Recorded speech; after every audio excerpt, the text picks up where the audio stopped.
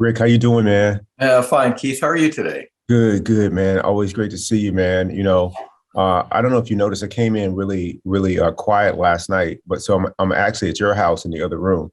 As you can see, I was missing the Golden Gate Bridge. I didn't know what happened. I'm at your place right now. So Well, I haven't opened the door, so I'll be surprised when we finish up here. exactly, man. I love the hair, man. You ready to do this? Yes, sir. Okay, great. So the title of this topic show will be "You Can Always Be a Contribution." Oh, Okay, and what inspired this was, I think I mentioned it, but I watched a a documentary on this young woman who has cystic fibrosis, and just watching her whole family be an advocate for her and incredible support, but she was also an incredible supporter of herself, and she had accepted her prognosis that in a way that still allowed her to be a contribution to everyone. And so she kept a journal. And in that journal, she would just share her feelings and her thoughts. And a lot of it was like, what the able-bodied people or people that are free of a life-threatening disease like that, how they could live their life in a different way, with this constant awareness that this life is fleeting, that it's impermanent, and that they would live it in a different way if they were constantly reminded of it, which is true for all of us. But she was saying that, that would be something that she would want for everybody who's living, is to live with that kind of awareness so that they can live life to the fullest. And when I say fullest, it not just means adventures and pleasure seeking, but in a way that it's a contribution to humanity. So again, this topic is "You Can Always Be a Contribution," and it's inspired by Mallory Smith, and she has a documentary that's called Salt in the Soul. So it's really good. So what made me think about this myself is that whenever I was really identified with my mind or what my mind was saying or narrative, it limited me from or limited the capacity for me to be a contribution to humanity. I was so identified with whatever my situation was, and often it was a situation that I didn't ask for. So, for example, the color of my skin, other things that have been, challenges for me, and things like that. All those things that I didn't ask for that just happened to be the situation. Like when I went to the Marine Corps, I didn't ask to be stationed in Yuma, but I wanted to be stationed in California off the coast. But I was stationed in Yuma, and that's a trivial thing. But some other things that you may have not asked for that are your situation. And in that, that doesn't absolve you from the responsibility to still be a contribution to humanity. And I started thinking about that. Something that most of us can relate to now is our narratives and other people's narratives about the pandemic. That even though, we didn't ask for the pandemic, that doesn't absolve us of the responsibility of being kind to each other, of seeing the humanity in each other, of being compassionate and loving, thinking about others above yourself. It doesn't absolve you of that. And I just think that's a message that has really resonated with me. And when I went through a period, as you know, 7 years ago, where my business went through quite a challenging period, for the first time in my life, my first action, which opened up a lot of other things for me, was to go and volunteer. That even during that period in which the revenue for my company was decreased by over 50%, and we lost a lot of clients along the way who were not lost, but they went down a different path. In that moment, I could have been, experiencing despair, but instead, thanks to the practice, I chose to volunteer. So at all times, you can be a contribution, regardless of what the situation is. I'd love to hear you riff on that a little bit. Well, gee whiz. I have a hard time sometimes getting out of my own self, right? I mean, that's partly what happens with our circumstances that we don't like. And what we do is we focus on how terrible things are because we're each the center of our own universe, and the things that happen to us, we feel, I think, gives us an opportunity, or I should say, an excuse to not be at our best. And so one of the things I'm reminding myself of almost every day, I've had a run of bad luck lately with my law practice, I shouldn't say bad luck. It just things that didn't go the way I wanted them to go. My expectations were unmet. And what that meant to me was that instead of being outward toward other folks and other oriented and trying to be a better server, which is what a lawyer is supposed to be, I started to become more cynical. Mm. I caught myself, wishing bad things on my adversary. And it wouldn't last long and I wouldn't act on it, but it's another example of human nature taking over the control panel when you have to be always mindful of the fact that doing harm to others, regardless of your circumstances, is never correct. And so I guess what I was going to say was, when you were talking about having inadvertent things that happen to you, like the color of your skin that puts you in a different position, say, than some others, or when you have a disability that puts you in a different position than others, you have two ways to go.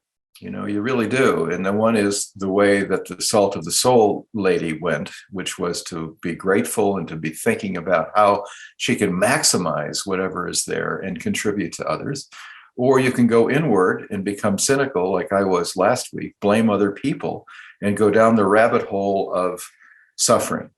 And for me, it's a clear choice. It doesn't feel right to me anymore, since I've been doing this. It doesn't feel right to me anymore when something bad happens to me to take it on other people. You mentioned that one of your outlets was volunteering. I think that's terrific. That's terrific. Anything that would allow you to see other people in a way where you can help them gets you out of your own self. And so I think the primary purpose of volunteering is to help other people, but the byproduct is a sense of well-being and balance within our own hearts. And that's really important. You can't live a life without having that sense of calm and peace and contribution. And if you're operating in the other area where you're taking out your frustrations because something has happened to you, to others, you're violating one of the first principles of being a human, which is do no harm to other people. Right. And, that's just an endless, unrewarding way to live.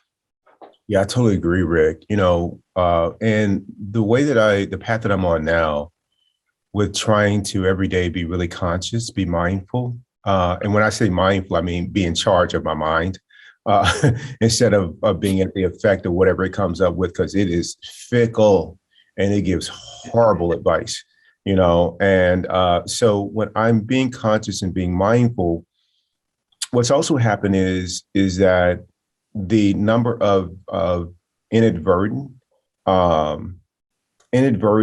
suffering that I creating suffering for other people unconsciously or inadvertently, yes, that's reduced quite a bit. So before, like, oh, I didn't know that it would have this effect on someone. Like, like let's say that you are having a conversation that you think is private, but it's overheard by someone else who it actually hurts. You're like, oh my God, I didn't mean for them to hear that and be affected by it. Well, what would have preceded that from even happening in the first place? Just being kind and not saying anything negative in the first place. So because I'm mindful, those events they've decreased quite a bit, and Dr. Sue talks about, before you say anything, that it really would be helped if it passed through three gates. The first is it true? Is it true? Mm-hmm. Is it kind? And is it necessary? That's great. Rarely what we say will pass through, two of the three gates. It may be true, but is it kind and is it necessary? And I've really thought that sometimes. I remember a couple instances, Rick, in which I was dying to say something. It was a joke at somebody else's expense, or a little bit of gossip about, hey, did you know this about this, or whatever the case may be. And for whatever reason, the other people that I was with, they were called away to go respond to something, or they were involved in conversation until the moment passed, and I didn't get a chance to say it. And then I thought about those three gates, and I was like, man, it wasn't necessary to say that, So I'm glad that the opportunity passed for me to say it. And I think that if we could practice that kind of self-regulation, which becomes easier the more that you practice being mindful and conscious. The less effort is required to self-regulate. You just start to regulate, and then you become more of a contribution. And again, the title of this podcast is you can always be a contribution, regardless of how life shows up or what your life situation is. You can always be kind. When you're at the hotel and the reservation isn't quite right, or they got extra charges on your bill, you don't have to lose it. Like, you can handle that peacefully. You can be a contribution. You can still take the moment to say hello to someone, or to, like, how was your day, as you go about the business of resolving whatever that issue is. There's just so many ways you can go about it, but it requires you to be really committed about how you want to show up in the world. And it's a benefit to everybody, starting with yourself. So I just really have gotten the point that I really want to be unconditional in how I live my life. I don't want there to be a reason or excuse for me not to be a contribution, for me not to be kind. So, and here's something else, Keith. As you were speaking, those were very good points. And as you were speaking, I was applying what you were saying to, my quandary last week. I lost a couple of key emotions that were important to me. And, law is a zero-sum game. There's a winner and there's a loser. So it's like sports. You can't complain when you lose, because that's the game. Everybody loses, and everybody, unfortunately, works really hard not to, but they still do. And that's just the nature of my industry. But when I start tumbling down that path of all of the things I did wrong and it's other people's fault, I have to catch myself, and I do, because of the practice. But one thing I realized when you were speaking a moment ago that I thought was really important is that it's not only just making a contribution to other people's lives in a positive, affirmative way by doing some act. It's also important to remember that you can make a contribution simply by not doing any harm. yes, Not doing any harm to other people because of your own personal involvement in whatever you're going through. I'm not saying that you should not be true to yourself. You can be true to yourself and still not be harmful to other people. And that's where mindfulness comes in. I think the true way to inner happiness is by being altruistic and serving. And I also believe that, you have to be completely mindful of others at all times. absolutely. All times. Absolutely. And, a lot of people that I've talked to have really, shared about how challenging it is to do that. It's only challenging because it's new to us. Yes. And with anything else, it's practice. So, like, you are often credited, and so am I, acknowledged for, like, our practice, right? But we've been doing it for a while, man. We've, stumbled, continue to stumble, and all those things. But we really said that this is the way it's going to be. The mind is not dictating the way it's going to be. We're telling the mind, I'm the boss in here. This is how this is going to be. Yes. And then we go about the business of working toward that goal. And if I think about all the hours, and God, they got to be countless hours. I don't even know if there's a number for it, that I've spent complaining. What if I'd taken a tenth of that to work on self-mastery, of going into situations and saying, I don't like this, that's wrong, that's good, that's bad, all of that.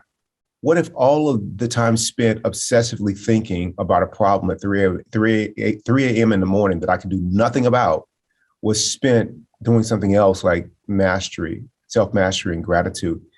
How much more proficient would I be in living a life that is a contribution to others, including myself? It'd be great, but when people first start doing it, they want to throw in the towel, early on, because it's difficult. It's only effortful for a while, but with consistency, it becomes effortless. And that's what I've set out to do. Is the things that are important to me, I wanted to make them effortless. And being kind and a contribution is one of those things. And it's so easy to do. When people are like, and I remember I had the same thing that I would say, which would be, I'm so exhausted. I just don't have it. That takes too much effort. No, I was unaware of all the effort and energy that was spent complaining. Like, I'm burning through minutes in a day doing that. And if I could just take that same amount of time and use it differently, it's incredible. I think about the days back in the past where I've taken a day and when I've been lazy and wasn't productive. And then the days that I took the same amount of time and I was, like, super productive. it's the same amount of time. It's how you choose to use it, how you choose to live it.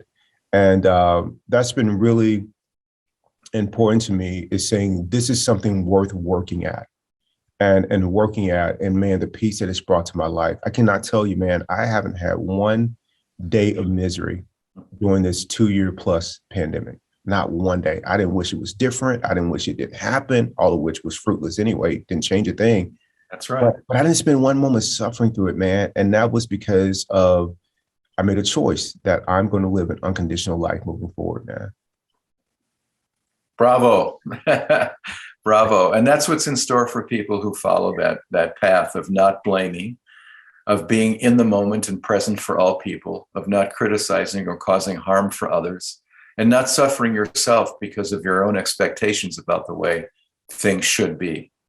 Exactly. I think what you've realized in the last couple of years is a couple of things that are so important that you've just described. But one of the byproducts is a lack of suffering, a lightness, a freedom that comes with the idea that, you know, whatever shows up, I got it. I can handle it. Exactly, man. And I could be a contribution while I handle it, you know. So, and at least if you can't be a contribution in the sense of a positive affirmative act, you can be a contribution in the sense by causing no harm to others. oh, you said it, Rick. Man, thank you, Rick, for a great show, man. I love you. I love you, Keith, and thanks for including me. Absolutely.